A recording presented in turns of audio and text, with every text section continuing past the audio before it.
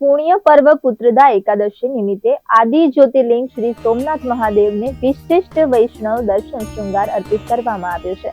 શિવલિંગને ચંદનથી લિપ્ત તથા તિલકથી અલંકૃત કરવામાં આવ્યા હતા. ગર્ભગૃહમાં પુષ્પો અને પર્ણોથી સજાવવામાં આવેલ શ્રી વૃંદાવનની છબી અને ગોપાલને પ્રિય ગૌમૂર્તિઓની સજાવટ ભક્તોને કૃષ્ણમય ભાવનાથી મહાદેવના દર્શનમાં લીન થવા માટે આમંત્રણ આપતી હતી. અર્થાત ભગવાન શિવ અને ભગવાન વિષ્ણુ એકમેકના રૂપ છે. શિવના હૃદયમાં વિષ્ણુ વસે છે અને વિષ્ણુના હૃદયમાં શિવ. બંને એક પરબ્રહ્મના દ્વૈતવિહીન સ્વરૂપ છે. આ વિશિષ્ટ શૃંગાર દ્વારા ભક્તિભાવે સંદેશ આપવામાં આવ્યો કે શિવ અને વિષ્ણુ વચ્ચે ભેદ નથી, એકત્વ છે, પરમ આનંદ છે અને પરમ અનુભવ છે.